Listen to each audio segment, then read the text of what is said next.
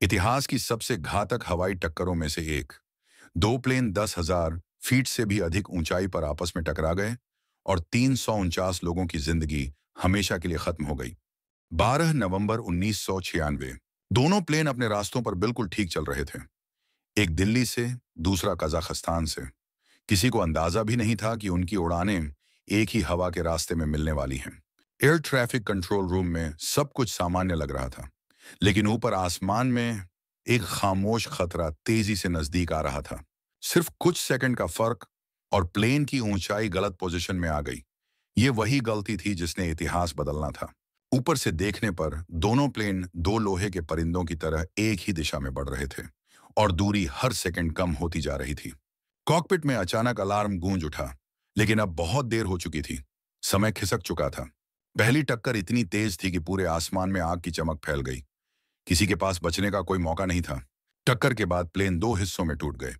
जले हुए मलबे ने पूरा आकाश रोशन कर दिया, जैसे आसमान खुद चीख रहा हो। जमीन पर रहने वाले लोगों ने आग का धधकता गोला नीचे गिरता देखा। कुछ समझ में नहीं आ रहा था कि यह हादसा क्या था। कंट्रोल रूम में ना साजिश थी, ना किसी को दोष देने की जल्दी। सिर्फ एक गहरी खामोशी थी जो सब कुछ बयान कर रही थी। जब रेस्क्यू टीमें पहुंची तो सिर्फ धुआं, राख और बिखरी हुई जिंदगियां मिली। कोई चमत्कार नहीं, सिर्फ खामोशियां। जांच शुरू हुई तो ऊंचाई की वही छोटी सी गलती सामने आई, जिसने 349 जानें छीन ली। कुछ ने कंट्रोल टावर पर उंगली उठाई, कुछ ने पायलट्स पर, लेकिन असलियत में यह गलतियों की एक लंबी चेन थी। इस हादसे के बाद हवाई दुनिया बदल गई।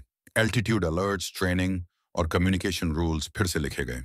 आज भी यह हादसा लोगों के दिलों में जिंदा है। 349 नाम जो हमेशा इतिहास का हिस्सा रहेंगे।